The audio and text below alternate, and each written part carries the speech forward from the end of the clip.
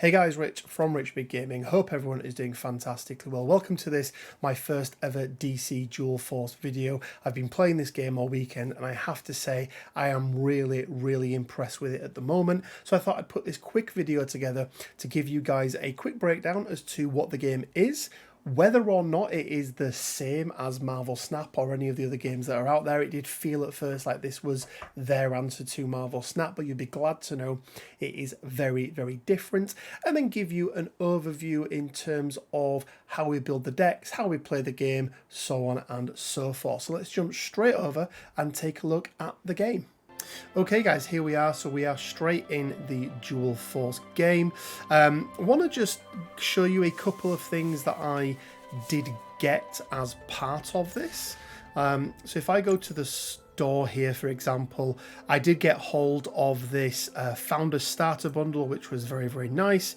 We also got the Founders Leader Bundle, we got the Green Arrow mini set, and we got, what else did we get as well? We got a couple of other things in here.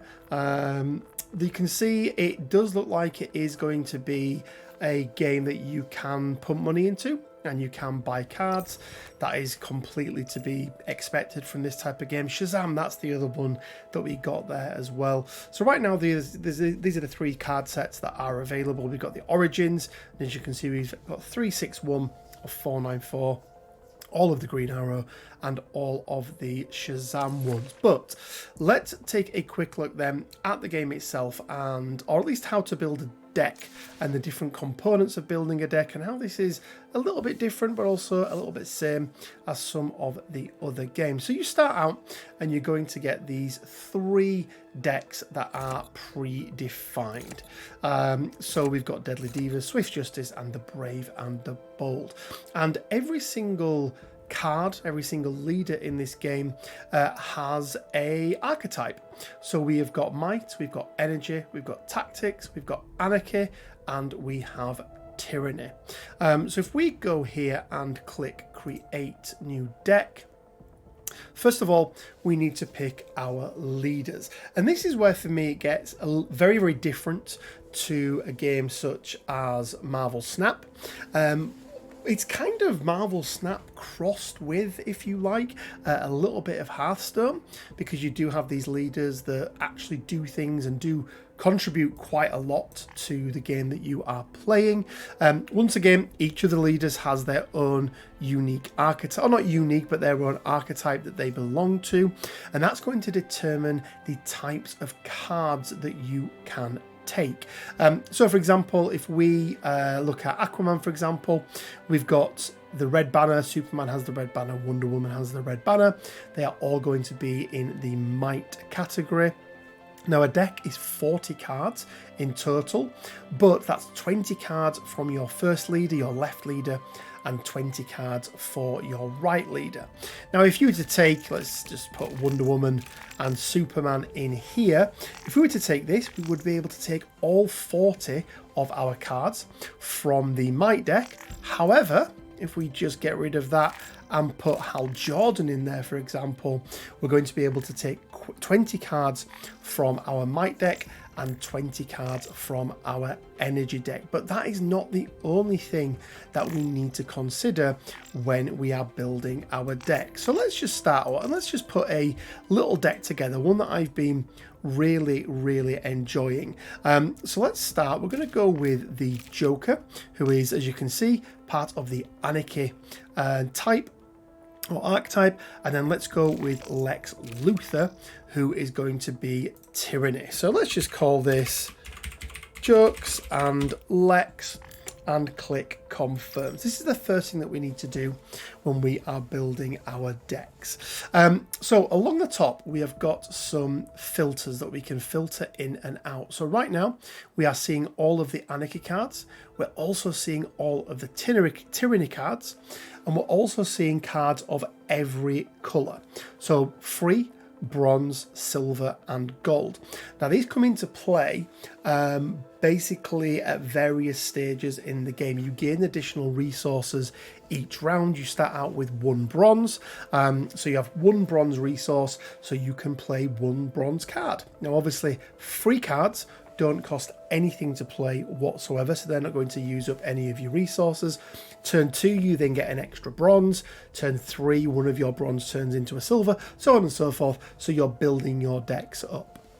Now, a couple of things I want to point out as well before we even start building this deck. There are some keywords in this game. So let's take Clayface as an example. So if we click on Clayface here, first of all, it gives you a nice little bit of information. So it tells you that his alias is Basil Carlo, and his first ever appearance was in the Detective Comics number 40 from 1940. And then it's also telling you which set he is part of. So right now, everything is either from the Origin set, from the Shazam set, or from that Green Arrow set that I showed you as well. Now, why is this important? Well, first of all, we can see that Clayface is going to be a bronze card. So he will cost 1 bronze resource to spend. He is going to be able to do 1 damage. And he's going to have essentially 2 health or 2 defense, depending on how you look at that. We've got Clayface, we've got the rarity of his card, which is blue. And then he has the tag Arkham Inmate. And this is where tags and synergy in the game becomes so important. So as you can see here, he is an Arkham Inmate. And it states, after you deploy another Arkham Inmate, Clayface gets +2/+1. So a character that you can put on your back lines and build up very early in the game.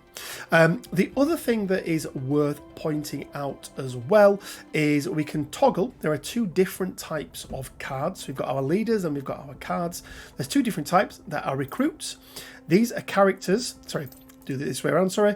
For some reason it toggles out the one that you don't want to see. But our recruits are going to be cards that we bring into the game, and for the most part they're going to not be able to do much turn 1 unless they've got some text on their card. Next up then are the action cards, and these are things that will just happen. They are essentially actions. They're things that you can do that will affect the game. So let's have a quick look at Whack-A-Man here. Deal 4 damage to a random enemy recruit. 4 damage is quite a lot, especially quite early on. You've got Partners in Crime, so that's going to summon Punch and Julie, so 2 characters that get summoned straight to your board. Mob Justice, if all spaces are full, KO an enemy recruit. Cards like Jailbreak summon 2 bronze Arkham Inmates from the top half of your deck, which is, you know, again, very nice. And once again, they are filtered by the free bronze, silver, or gold.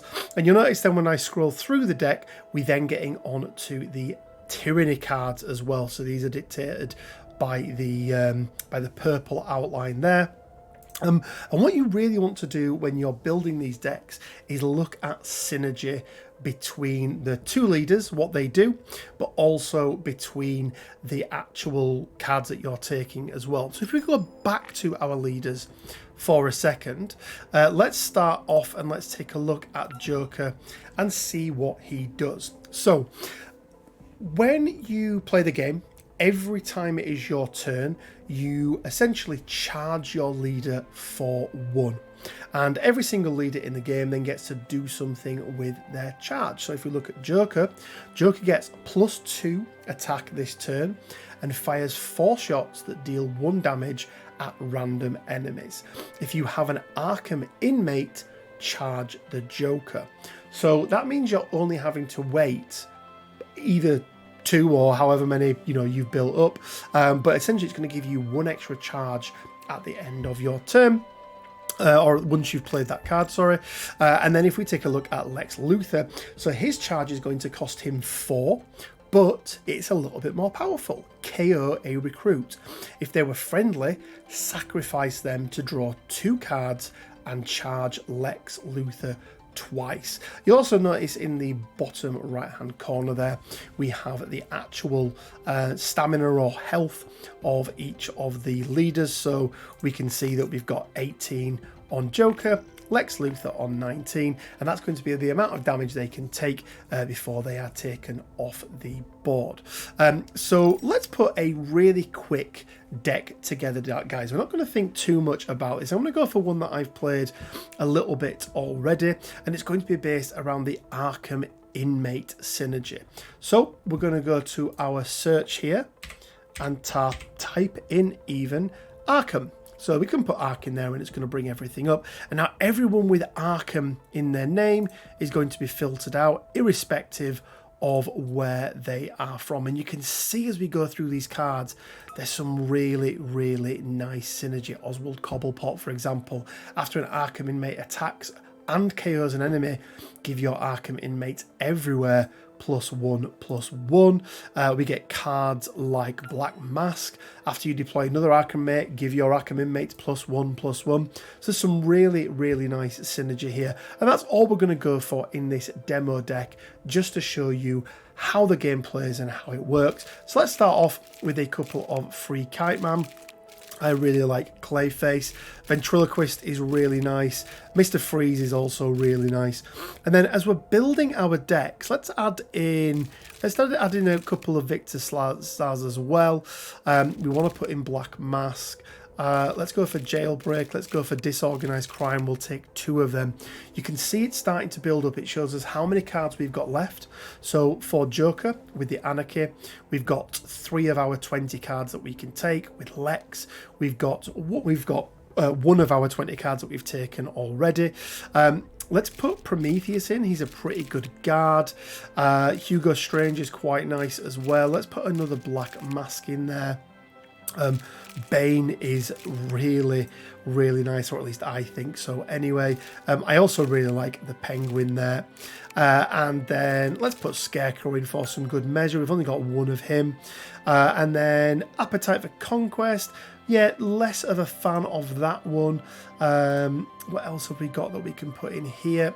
Let's get rid of this Arkham keyword for a second, because we've already got some nice cards in there, but there may be some other things that we want to take as well. In particular, let's have a look at these actions. So Partners in Crime, we know that Punch and Julie are going to be Arkham inmates as well, so they add us some extra Arkham inmates there. Mob Justice can be really, really useful for helping to clear the board. Whack-A-Man, again, can be really nice to help clear that board out. Now, you may think to yourself, oh, I don't know what I've got here. Like, have I got all silver? Have I got all bronze? Just on here, down here, next to the save and exit, we can actually see the curve that we've got going. So we can see that we've got 21 recruits and we've got 9 actions. We've got 2 free cards, 20 bronze cards, 6 silver and 2 gold. And as you can probably imagine, you want that curve to be more of the lesser cards that you can access, and then less of the more expensive cards that you can access, because you don't get to use them until later in the game. So let's keep on going through them. Let's see. Bazooka is really, really nice. I do like this one. Deal 8 damage to an enemy leader. Can be really useful to take a leader out. And I think we're probably done then from Lex's side. So let's get rid of Anarchy and just stay with our Tyranny. Let's have a quick look. We don't really like many of these. Let's bring the recruit back in. Brainiac Drone is really nice, especially as a turn one play. Ivy's Flytrap, not very good for us. Let's take a look. Circe, not so much. Gorilla Grodd is okay. What you also want to look for as well are characters that are going to be able to help your leaders, in particular with protecting them. So we've got things like Guard. Your front row characters with Guard protect all other friendly characters. That means your enemy is going to have to take this character out before they can make attacks into any others, which, as you can imagine, can be very, very handy indeed. Let's have a quick look then. Let's just fill this up with some random cards and we'll see how we get on and what we get. But this is really just showing you how the game works. KO enemy recruit, that's really nice. And then let's take Malcolm Merlin in there as well. Now I am cautious that I don't have a huge amount of actions. Let's see if we get one. Bane's Venom I quite like. Life Absorption is also really nice as well. And then let's do Ritual Sacrifice. Sacrifice a friendly recruit to KO an enemy recruit. Okay guys, there we go.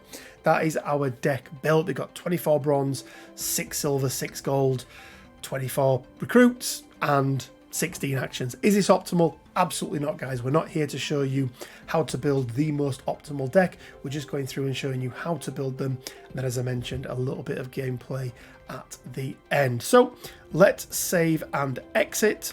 Save the deck. And we've now got this deck available for us. So it does do some little weird things, like from here we can't then play a game, so we do have to go back. We're going to make sure we've selected Jokes and Lex. We're just going to go versus AI on this one just to show you how it works. Let's click play and it's going to hopefully take us straight into a game. So we're finding a match.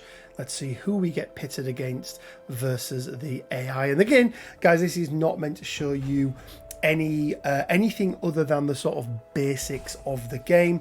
Let's have a quick look. So we are up against Flash and Harley Quinn. So the first thing that we're going to do is find out if we are first or second. So we are going second and we get to essentially mulligan. So I want to keep my free Brainiac. Let's get rid of Malcolm and let's keep Wackerman just in case they get anything out early. We're going to redraw this and then we'll find out what we've got. So we did get a jailbreak in turn. So they're going to start off and they're going to play Stargirl. Now when you play a recruit, you get to choose which one of these 4 spaces you want to play them. And where you play them, or where you play them even, is very, very important, because if it is in front of a character on the front row gets placed in front of another character, that character needs to be taken out before they can do anything else. So what we're going to do here is we're going to put the Brainiac drone in for free. And then we're going to play Wackerman, which is deal 4 damage to a random enemy recruit. Well, the only enemy recruit right now is Stargirl, and she's going to be generating some extra resources, which we really don't want them to have access to. So we're going to play Wackerman. This is going to be our first action that we play. And there you go, look, we can see that Stargirl is taken off the board. We get a little recap here on the left-hand side. Take a quick look at Brainiac Drone. So he's got something called a parting shot. So a parting shot happens when this character is KO'd. Then you basically activate this ability. And you can see here he has got draw a card. So we don't have anything else to do this turn, so we're going to press end turn. And you'll notice now we started off with 1 charge. They've now gone up to 1 charge. So Harley Quinn needs 2 to be able to do hers. Flash needs 2, and as we've already mentioned, Joker needs 3, and Lex Luthor needs 3 as well. So he played, what did he play there? Let's have a quick look. So he got rid of my parting shot with ventriloquist, but it did mean, sorry, got rid of my parting shot, but it did mean that I got an extra ventriloquist in my deck, which is quite nice. So let's just go with some cards here then. So we want to stop Harley Quinn. Let's have a quick think. Let's put a ventriloquist down. And let's put a ventriloquist down here. They're going to do some random shots. So they're doing random shots everywhere. And they've ended up not taking anybody out, but that's absolutely fine. And we will click end turn. There is a timer, guys. I'm not entirely sure how long the timer is, but we will start a countdown. And even if you haven't finished all of your actions, then unfortunately you are going to end your turn in whatever state you are in. You do get some cool things like emotes and things like that. Haven't got any yet, not sure how you get them, but they are most definitely in the game. And as you can see now, because that ventriloquist was taken off from this side, they are able to freely attack Lex Luthor. Now, as you can see, the resources that we're generating are that much better because we've now got 1 silver and 1 bronze. So what we're going to do is we are going to go with Prometheus, who has a guard. So a guard means, as we mentioned already, they have to take this character out first, nice and healthy, as you can see in there as well. And then let's go with Jailbreak. So this is going to summon 2 of our bronze characters. So we actually got Clayface, which is nice. And Clayface has already been buffed because he gets +2/+1, and then it looks like Victor Zsasz came in second. Let's then take a look at what Joker does. So we're going to do this damage. So the way that we activate our ability is just pressing on the 3 here. So we press this, we're going to do damage to random characters. Taking that out would be nice. It's not. So now we get to make attacks with our characters themselves. Now, Cheetah has got a couple of keywords here: Adrenaline, Hunter, and Speed. So it can attack on the turn it's deployed, which is unusual. Or not unusual, but just a trait in the game. We've then got Hunter, which allows them to attack hidden and protect as characters. So even though we've got characters on this back row, they're going to be able to actually attack them. So what we're going to do is just put some damage into this guy here, Ambush Bug, and we're going to take him off the board. That'll be it for our turn, and we'll head back over to our opponent.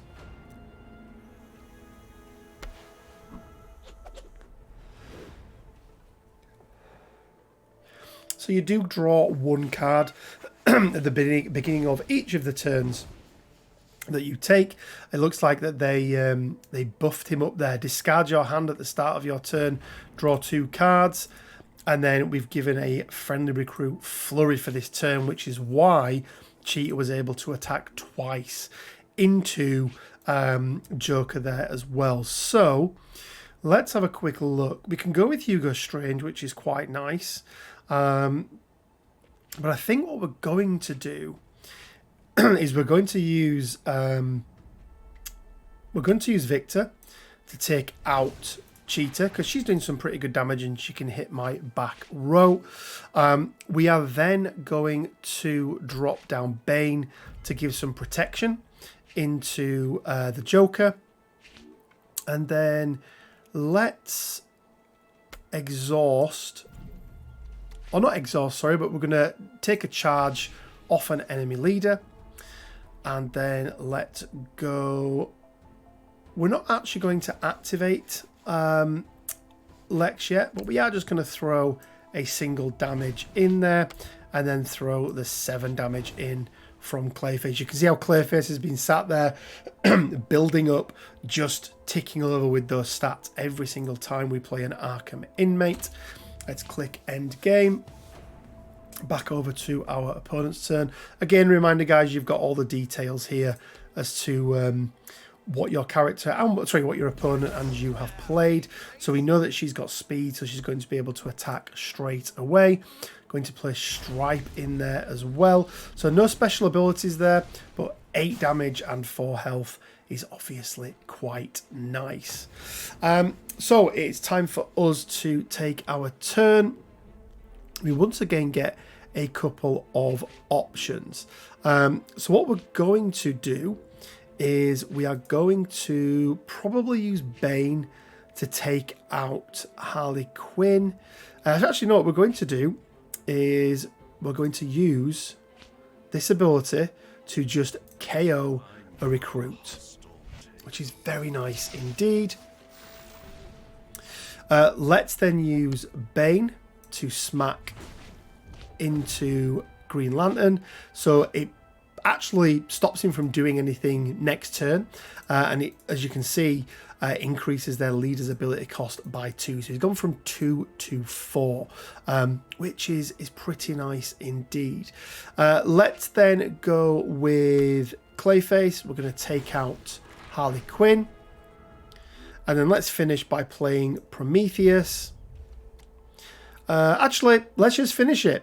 So we get to press this. It'll do 4 damage to random characters. So we know that it's going to do 4, all 4 to the Flash. And then we can finish things off with Hugo and take it out and win that game. Obviously, guys, that was against the AI.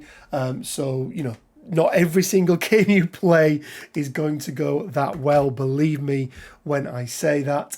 But that is the game, guys, in a nutshell. I would head over to the Discord. I'll put a link down in the description below. I'll put a link for my Discord as well. We're going to be covering this game on the channel quite a lot. I'm really enjoying it at the moment. I can't wait until we get some other characters, some other leaders, that sort of thing, and the game is released fully. But right now it's a really fun game, and I highly recommend signing up and trying to get yourselves one of those beta keys. That's going to be it for me, guys. I hope you've really enjoyed the video. Hopefully it's given you an insight as to how the game is played and the sorts of things that you should be looking at. We're going to be doing deck building videos. We're going to be doing gameplay videos as well, going through some of my favorite decks that I've put together. We're going to be doing some starter videos as well, so taking all those cards that you get with initially and building the best possible starter decks in DC Dual Force. If you want to hit that subscribe button, it really does help. Hit a like, hit the share, all those sorts of good things to help with the YouTube algorithm. And until next time, guys, it leaves me with just enough time to say stay well, keep safe, and bye for now.